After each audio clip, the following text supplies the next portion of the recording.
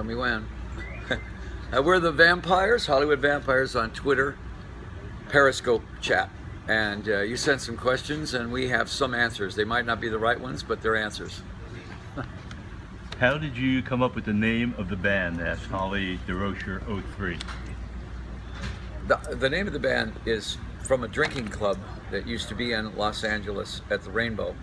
And it was, they called us the Hollywood Vampires because they only saw us at night, and all they saw us do was drink. The blood of the vine, not the blood of the vein. So we were the Hollywood Vampires, and we decided to pay tribute to the guys that drank there every night and that died, that we would do their songs, and you know, all of our dead drunk friends. You know, when I first heard about this, it reminded me of I read Groucho Marx was kind of had your place in I guess it was the Algonquin room or the Oak room at the Plaza, and they had the same kind of thing. It was probably maybe the intellect of the conversations might have been a little bit at a higher level, but it was the same tradition. Well, and there was also Barrymore, Errol Flynn, W.C. Fields. They had a drinking club. Take that back. And those guys. And when Barrymore died, they dug him up.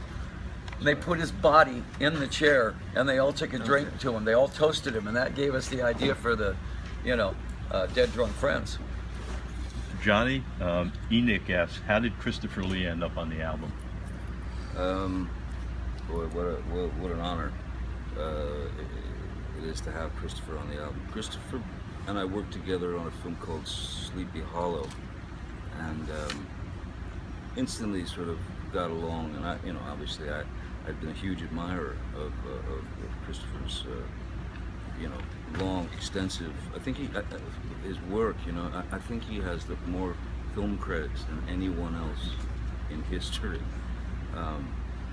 So we kept in touch all these years, dear friends, and it just, I don't know, it came to me one day. I thought we should have Christopher read something, you know. So called him up, said, would you mind, you know, try this thing, you know. Well, Christopher, well, that sounds wonderful, I would love to, you know.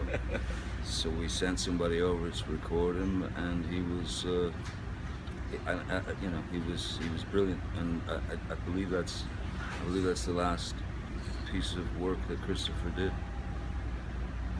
Joe, this comes from Johnny Depp Sexy One on Twitter. Which one of you has the largest collection of instruments?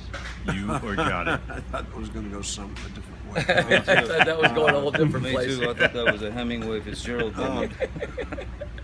You know, I have quite a few guitars, but I think that the quality of what we would consider like classic instruments, I bet Johnny's is more. You know, he's probably got more like of the kind of thing that you would, you know, see like at the Smithsonian. Country Hall of Fame or the Smithsonian, that kind of thing. Yeah. Is there any one guitar particularly that you're fondest of, Johnny? If you're going to save one, which one would it be? Boy, I mean, well, I gotta say the guitar that Duesenberg made for me is really got something very special, a very special tone. I asked them to do the impossible, which is to sort of mix, to be able to have a mix in one pickup, the mixture of a sort of a telly, and then the front position to have it more like a P90, you know, like in the TV specials, and so that's really the main one. But the one that's I think most important to me is the guitar that I've scraped and you know, up dough for when I was about 17, and it's a '56 Telly, and it's still my best friend. This comes from Morgan Lane. Alice, are there any anecdotes that stand out from the nights with the original Vampires in the 70s? Any moment? Every night was a costume party for Keith Moon. I mean, you know, we would sit there and wait to see what he was going to wear. You know, one night he'd be the Queen of England.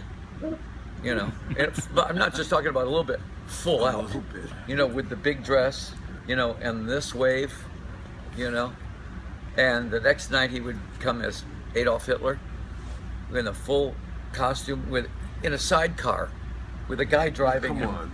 I'm The not kidding sidecar, you. too? I was there. And Okay. one night I went back to my house and opened the door, and there's Keith Moon in a full French maid's outfit.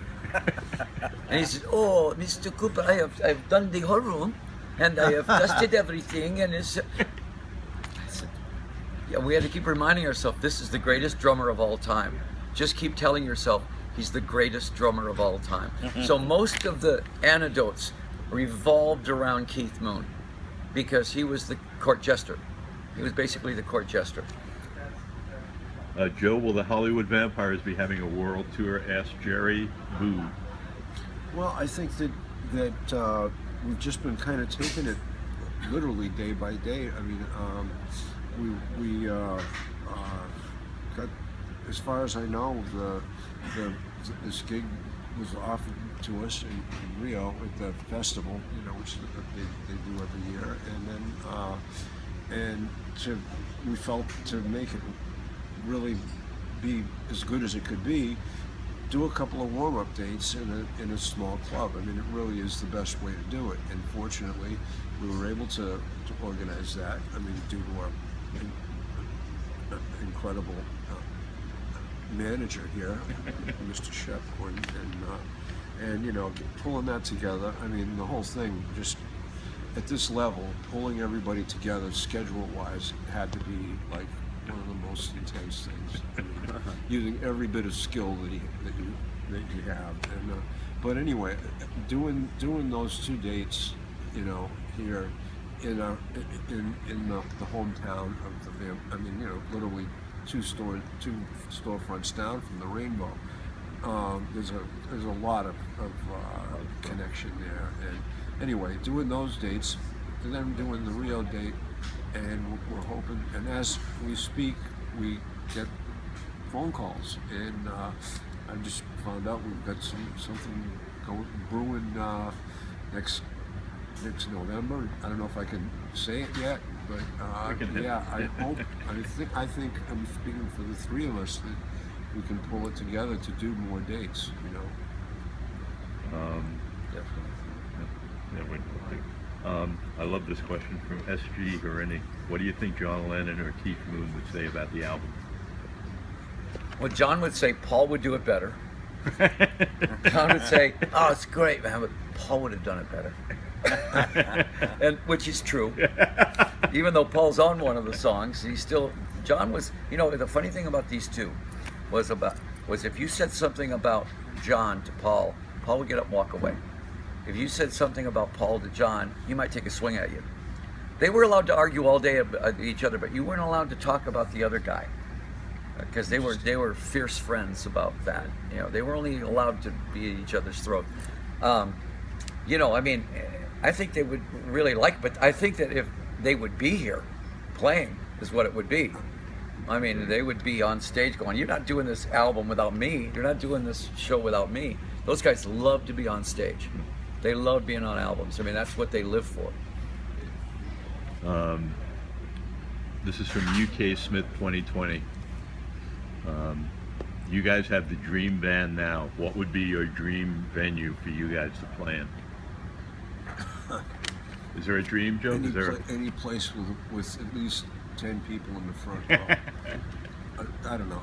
We just love to. This is just a dream, you know, for us to be playing together, and with the quality and the experience of all of us, you know, that we've played. I mean, Johnny. I think the biggest surprise is that Johnny's probably one of the best guitar players that I know. I mean, no doubt. I mean, I'm telling you, he just, when I mentioned to people that, you know, first after that I very rarely mention that, you know, that I know him and we're buddies and stuff, but, you know, the next thing is like, you know, he loves music, he loves guitars, he's a great guitar player, and, you know, if you don't believe me, watch Chocolate. masterly hidden plan, and he's doing stuff that I only dream about doing. That's insanity. That proves that I'm actually in a dream somehow, because I've got one of the two most influential guitarists I mean, there was Keith and there was Joe, and sort of more Joe because his style, when I was a kid, there was a style that where he'd just bend a note to where it was almost there, and I thought that's really it, man. It was so expressive. So for me to hear Joe talk about my playing is madness. I mean, So really, the answer to that question is any place that's got $100, we'll play. yeah, That's it. Or 33 50. bucks a piece. Or 50. That's it. And here's a question I think I know the answer to. It comes from Doug World. What song was the most fun to record? Might have Paul McCartney in the answers. That was That was something, us standing there in a room, in a little room at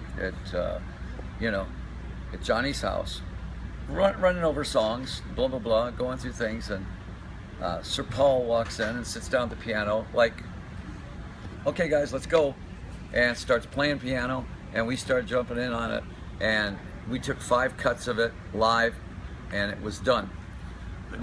This was live. Live We're in the talking studio. About literally a No small overdubs. room, people, elbows, literally touching. That's it. It isn't like like a big room, with like he's in this box and he's in that box, and live in the studio as if it was him recording back in 1963. I got McCartney sweat on me.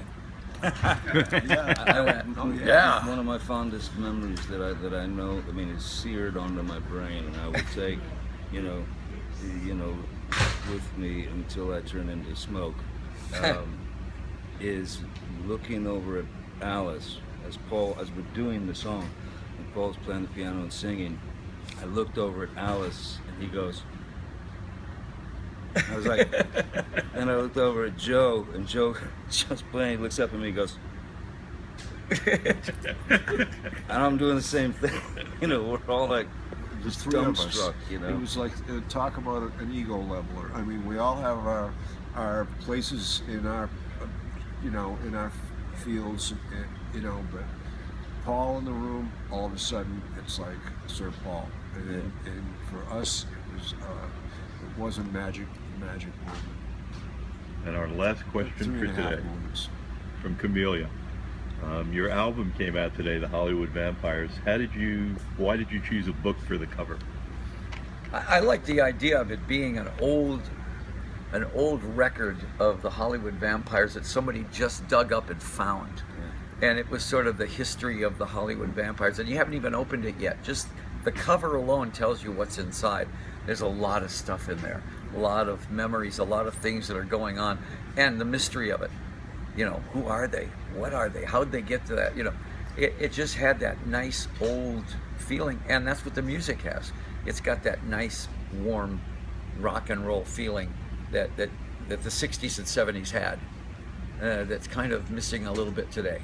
There was this sort of comfortable leather feeling to the whole thing. And then burned into it is the Hollywood Vampires and sort of a dirty gold. Yeah. So it had everything that we really wanted out of it, It couldn't be a more perfect cover. Yeah. I mean, to describe that. It really does feel like, as Alice said, you're opening up a book of Secrets not or just something. history, Legend. but memories. It's legend. And legend, yeah. I mean, I came along at another time. I wasn't there in the when Alice was there when the original thing was going on, but I was hanging out there off and on through the 80s, 80 to 85, and it was in doing interviews with Alice, learned a lot about like the vibe. Just really picking up on the vibe of what it must have been like.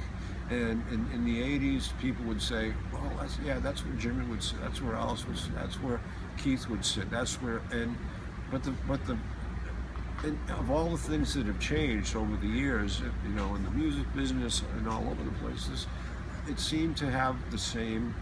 There was a whole new gang of musicians in there, you know, doing what they were doing, and you know, hey, the bottles of Jack Daniels looked exactly the same as they did back in 1967 or 68, 69, and and so at least I got a taste of what was going on then, you know, and you know, and it was still, you know, who could pick up the best looking waitress? You know, I ended up in the hills many mornings turning over. First you're praying that there are breasts on the person you're with, and then second that, you know, That they're female. I go for blondes, and so, you know, you know, but yeah, that was it still had the same vibe with all the other stuff changing.